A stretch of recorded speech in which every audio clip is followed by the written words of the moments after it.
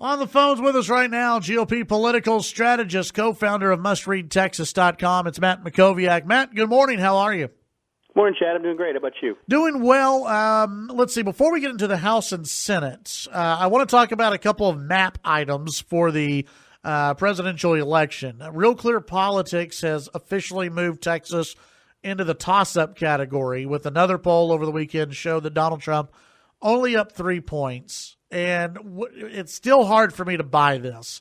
But when you keep seeing poll after poll after poll where Texas is within grasp for Hillary Clinton, are they on to something, or are the polls just completely off in the state? Well, I think what's clear is that what's happening nationally to Trump is happening in Texas as well. I mean, he's losing support as Hillary gains support, particularly from let's say, 1 in 5 or 1 in 6 Republican voters who are moving away from Trump and maybe not necessarily moving towards Hillary, but are maybe moving toward a third-party candidate. I think where he's really hemorrhaging votes is with white women who are college-educated. In light of the tape and in light of the groping allegations, which I think is now up to something like 11 women or something like that. Right. So, look, I think I've said for months, I think Trump is going to underperform McCain and Romney. McCain won 8 years ago in Texas by 11, and Romney won 4 years ago by 16 points. So I've said from the beginning I thought this was a high single-digit race in, let's say, a 6 to 8 point range, and I think that's probably where this ends up. I don't know what to make of a couple polls in the last 2 weeks that have shown it within the margin of error. That's far closer than I think it truly is. And I think if it were really that close, I think that there would be a lot of pressure on Hillary to start spending money and campaigning in Texas, if not to help her own path to 270 electoral votes, but then to help down-ballot candidates, particularly in the congressional district, in the 23rd congressional district. So, part of this is when you're a minority party in a state and you get an opportunity like this, you have to be able to seize it, and that requires field. It requires resources, so you can have paid media with television, radio, and mail. And something like this that's breaking this late, to me, with a Democratic Party that's almost non-existent and non-functional here in Texas, I just doubt they're going to be in a position to fully seize on this. I do think Trump is going to lose urban counties in Texas. I think there's going to be Republicans that get beat because of Trump's underperformance in Texas, particularly in those urban counties. But I just can't get there, and seeing how Hillary wins Texas, I just can't get there. The straight ticket advantage the Republicans will have statewide, I think, will be too big for her to have a chance. Is it possible that we'll see in many races here in the state, maybe nationally as well, where if you have a congressional race or if you have other down-ballot races like we do here in Texas, where those Republicans outperform Donald Trump?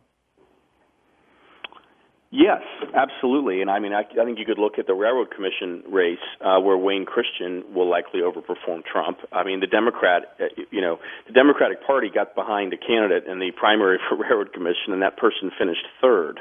That's just an indication of how unbelievably inept the Democratic Party is in Texas. So yes, I think you could see that. I mean, you don't have a lot of statewide races in Texas this time. You really just have Railroad Commission, and I know you have some judicial races towards the top in terms of the Supreme Court. You could see Paul Green, I think, and Deborah Lehrman perhaps overperform Trump. This is the thing that's going to be so interesting about this cycle, Chad, both in Texas and everywhere else, and that is what happens when there is a lower percentage of straight ticket votes in straight ticket voting states than ever before. Because, look, there are going to be Republicans that vote for Hillary or vote for a third-party candidate who generally vote straight ticket, and there are going to be Democrats who generally vote straight ticket who are going to vote for Trump. And so the question becomes, what do they do down ballot? Do they start viewing each race individually, or do they just vote, one way for president and then vote with their straight ticket party everywhere else? This is the big question to me, and the other question, obviously, in this campaign is turnout. I mean, we just don't have a good feel for what the turnout result is going to be nationally. Right. I think the perception is that both candidates are viewed so negatively that the turnout will be lower than what was it, 130 or 135 million 4 years ago. You would think low turnout would benefit Trump because his base appears to be, while smaller, much more enthusiastic than Hillary's base does. So there still are some variables here that make this race a little bit unpredictable, but I still think Hillary has the wind at her back. She has a path to 320 electoral votes or more, She has a path to a 5 to 7 point national victory. And Trump just doesn't have anything at this point that he can do that's going to change the trajectory of the race with 15 days left. Let's say, Frank Luntz was on CBS yesterday saying Trump is still in this. If, and it's a big if, he can stay on message for 15 days. That's a big if.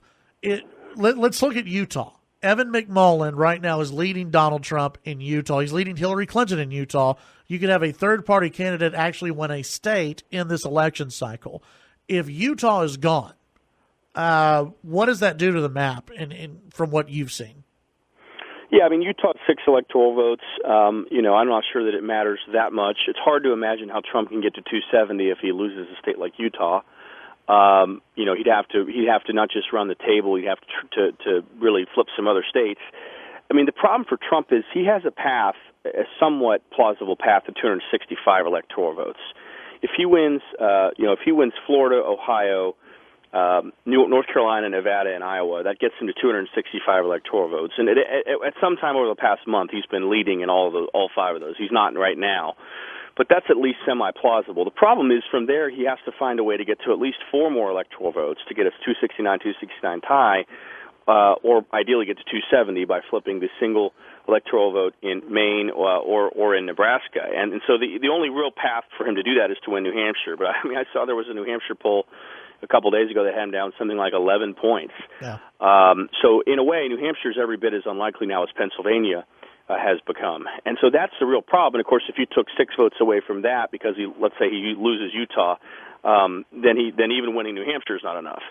So that's the real challenge for him is, his path to 270 is really, really hard to see. He's got a path to, let's say, 265, but that's, again, him running the table on all 5 of those states. If Hillary wins Florida, it's over. If she wins Ohio, it's over. If she wins North Carolina where she's up, it's over.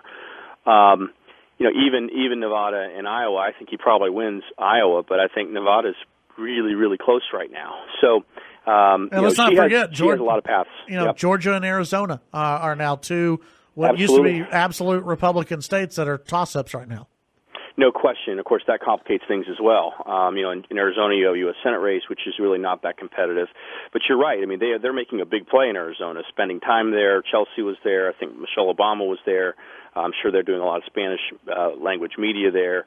I generally don't think Georgia's going to be a blue state this cycle, but it has been trending blue over the last 2 or 3 election cycles. So you're right. I mean, look, you can always tell which candidate is winning in a presidential race because their map expands. The candidate that's losing, their map contracts, and that's really, we can talk all day about polling and the hidden white voter and all this kind of stuff, all these theories. At the end of the day, if you're expanding your map, you're winning, and that's what's happening for Hillary right now. How big of danger is it that the Senate and the House, or one of those two, flip to the Democratic side? Well, the Senate's been a danger all along. Even if our nominee had been Rubio or Kasich or someone who was perceived to have been strong in a general election, I think there was always a chance we could have lost the Senate because the map is so much to our disadvantage. I really think there's basically 4 races that are going to decide this, maybe 5. Pennsylvania, New Hampshire, Indiana, North Carolina, and Nevada. I guess that's 5. Those 5 are going to decide who has control of the U.S. Senate. Really, at some level, this really depends on how Trump does in those states.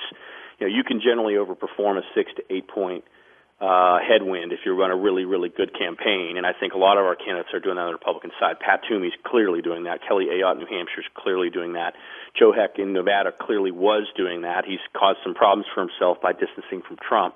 But I think that if Trump loses some of these states by 10 points, if he loses Pennsylvania by 10, it's going to be hard for Toomey to survive. You look at North Carolina, Richard Burr's been underperforming, so I have a lot of concern about that. I think Todd Young in Indiana is running one of the best campaigns anywhere in the country this cycle. He's been outspent something like 5-1. So, the Senate I worry about, and I think it's probably a one vote difference either way. And keep in mind, a 50-50 tie. If the Democrats have the VP, they have control of the Senate. So we have to get to 51, where they only have to get to 50. Now the House, I don't see it. I think you have to win. I think it's a net of 30 seats for them to get the House back. I don't see it. I don't think there are that many seats in play. I generally think the Republicans will lose 10 to 15 seats in the House. So the margin becomes much narrower. And keep in mind, the reason that matters is that the Freedom Caucus when they're providing the margin between getting 218 votes to pass a bill and not, they're going to be much more influential and much more of a sort of thorn in the side of Speaker Paul Ryan. So that margin really matters in the House. Visiting with Matt Mackowiak. Matt, what can people find on mustreadtexas.com today? Yeah, I'll just cite one thing. I do have my biweekly column, the Austin American Statesman, on Hillary's prospects in Texas. You can find that and all the top news, opinion, and blog items from around the state at mustreadtexas.com. All right, Matt, as always, appreciate your time and have a great week. Thanks, Chad. Take care. It's Matt Mackowiak. You can follow him on Twitter at Matt Mackowiak.